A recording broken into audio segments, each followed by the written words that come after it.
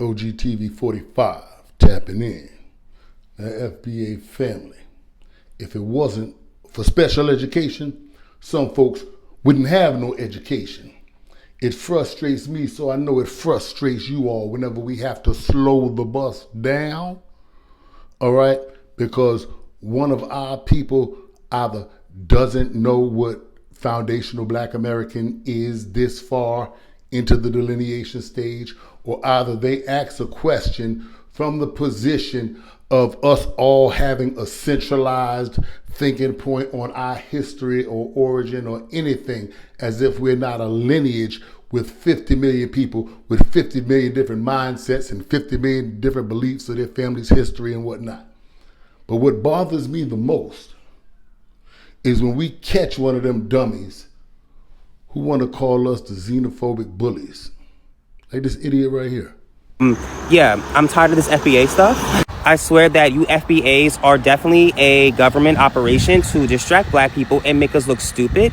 Because y'all don't really stand for anything. Y'all don't really do anything but complain about what other people are doing. And y'all have a fucking heart attack anytime somebody says African American. Suck it up, get over it, get out there and do something in the community instead of being online and shitting on everyone. Actually, it was invented by foundational Black Americans. That shit is never going to be a thing, Gretchen. Stop trying to make fetch a thing, Gretchen. I love it when I get to show a clip like the next one I'm about to show to prove to these dummies we have a reason for our stance. We have been violated. We are continuously being violated, and we're doing something about it, but we have to take into consideration some people ain't gonna fight for nothing. Some people really have that, go ahead, let them take it mentality when it comes to everything. I firmly believe if you don't stand for something, you will fall for anything. Because I want reparations, you call it ignorant? No, because you don't. What makes you think you have a right to my birthright? Why are you even talking to me about it? So why do you feel like I can't talk to you about it? Because you really have no claim to it. So if you're not contributing to the conversation and you're not helping and you're down in me, you should really shut up. Because I'm African, I don't have a claim to it. What you mean? You don't. It's called American Descendants of Slaves, my G. I was born in Texas. My G, it's called American Descendants of Slaves. Your parents are not American descendants of slaves. No. Your parents are from Africa, correct? Yes. That means you have they didn't pick no cotton here. They wasn't brought over here in fucking slavery. They just got over here in last generation. What the fuck are you talking about? You just gonna turn this into whatever the fuck you want to? Why are you trying to disrespect my birthright? So allow me to respond. The people you're talking about, a large part of them were African. You can't tell me these people come over here and they get all these degrees and they're that dumb. That's feigned ignorance. This is scam in operation. This is how it works. This is what it looks like.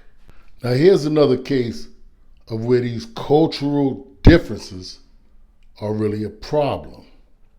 See, in the United States of America, all sales are final. In Africa, they sell you some land. They think that means in 50 years they can come back and take it, unalive you if they have to, burn your house down, whatever the case may be, it's theirs after they sold it to you.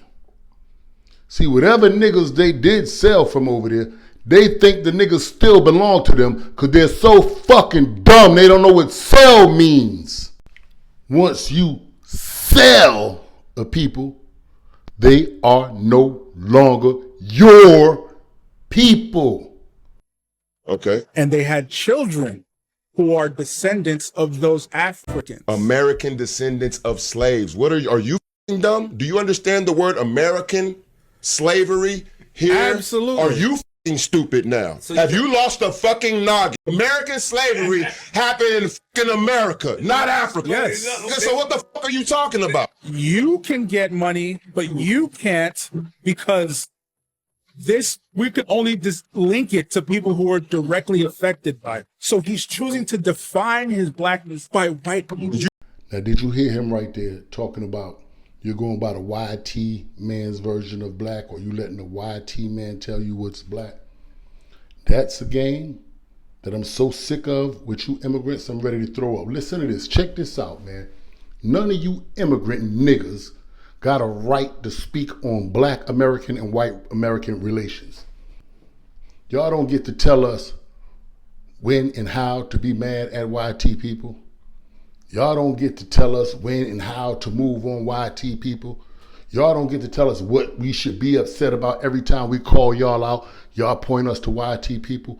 Whatever history went down in this country, as nasty as it was between black Americans and YT Americans, is between black Americans and YT Americans. Because we don't need y'all if all y'all gonna do is talk on the sideline and instigate and try to put batteries in our back and tell us what we should be mad about, what we should say something about. Y'all niggas ain't saying shit. You say geography? No! And this is why I say, like, anyone who's on that ADOS shit, it's just about, like he said, it's about the check. Because anyone who's on that ADOS shit, it's just about, like he said, it's about the check. Shout out to the brother Dave Anderson, man. That brother showed me love in my comments before, man. Shout out to him, salute. And salute to For the Culture podcast, the brother Afro Elite and the sister ZZ. But I respect what Dave is saying on this, so we really need to pay attention to this, and we really need to start getting to those amongst us foundational black Americans who are into the legislative field and may be able to assist us in this. But this is as important as reparations. Let any of us say something out of pocket about Jewish Americans and what they are doing or aren't doing or how they should feel about the Holocaust, and watch how quickly the tide turns on us. Mm-hmm. Just like I told Frank Zanu, I'm like, yeah, you could talk real greasy about us. Say that about somebody Jewish. You won't. Watch how quickly you'll be talking about Jewish people have culture. Yep. It's a great culture. That's a fact. Yeah. That's it. But you want to know why? Because they will force you to bend the knee. That's a fact. Where is the foundational black alliance where we can just start checking these people like they got the Anti-Defamation League? Everything in this country pertaining to law is about precedent. Once precedent has already been set, the courts have to uphold it. I've been to court. I've seen cases get overturned. I've helped people get cases overturned based upon precedent. Now, like the brother Dave Anderson said, Anti-Defamation League. There's a lot of laws that protect Jewish citizens in the United States of America from defamatory, did I say the right word? Or any type of negative comments towards them, about them. It's things that protect them from that. And we need that type of protection. We need protection from people cosplaying us. We need protection from people calling us niggas. I bet you can't call the Jews a derogatory term that's for them and not get your ass yanked off the air. Why can't we fight for the same sort of protection? And this is what we're doing. But in order to do that, we have to separate from these other people who are not us. I'm talking to the slow class right now. Now, Brazil is not even a first world country, but look what they got going on over there. So did you guys know that racism is illegal in Brazil and can actually get you arrested? Guys, I'm about to go over one of the biggest fuck around and find out stories that you might have heard in the travel space in a while. But basically, this 29-year-old female from Argentina named Agustina Paez was visiting Rio de Janeiro in January. She was at a bar with friends, and I guess they were drinking, having a good old time. The tab came by. She was in disagreement with the amount I guess she was being charged. A dispute ended up happening. She exited the establishment and then proceeded to do monkey noises, basically calling the staff monkeys, which is considered racism. And so she thought she was going to get away with it. Everything was going to be cool. She was going back to Argentina, no problem. Psych. Brazil said, hell nah, we ain't standing for that. And they got her ass. They arrested her. And then on top of that, they released her on an ankle bracelet. And she has to remain in Brazil for the duration of time until they sentence her. And she could be sentenced to 2 to 5 years of imprisonment. Okay? So Brazil does not fuck around when it comes to racism, guys. Make sure you're doing your research when you're going to a different country before you end up getting locked up for something stupid. I know people that have been locked up for smoking cigarettes, smoking weed overseas.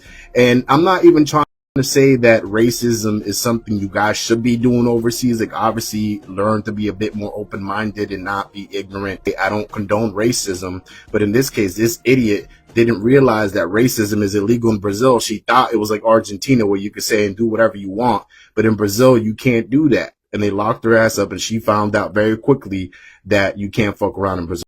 You come over there playing them racist games, making monkey noises at them niggas doing anything of the sort, and your ass is going to jail. It need to be like that over here in the United States of America.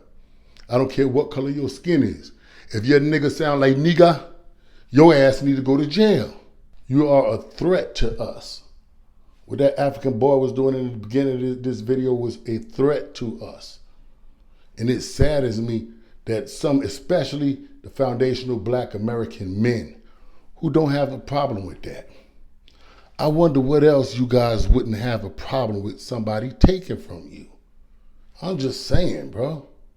And you who, any Pan-Africans out there, it seems like whenever I show a video exposing these people, and that is not xenophobia we're dealing with, we're reacting to things that they're said. We're reacting to things in their culture that we don't want no parts of, that are third world culture, that are barbaric, uncivilized, and we don't want intertwined with our culture, and we don't want next door to us.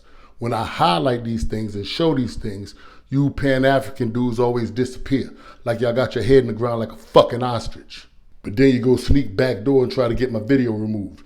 I showed a video not too long ago proving we're not xenophobic. They just have some horrific things in their culture, like the African nut shavers. There were some guys in the village who grabbed another guy, held him down forcefully against his will, and shaved his nuts. And they shaved his booty hole, while another guy stood there with a bucket of water, and he kept dousing the water, to keep it wet. I don't know what you call it. But I told them, that's disgusting. I don't want anything to do with African nut shavers. I don't want my nuts shaved, so I'm not going over there. I don't want to have to participate in any nut shaving, so I'm not going over there. That's the part of the shit that goes on over there. Along with the shitting outside, along with the dog eating, along with the marrying people that would probably make even Corey Holcomb cringe. If you think me having a problem with this is xenophobic, then you're the one who wouldn't have an education if it weren't for a special education.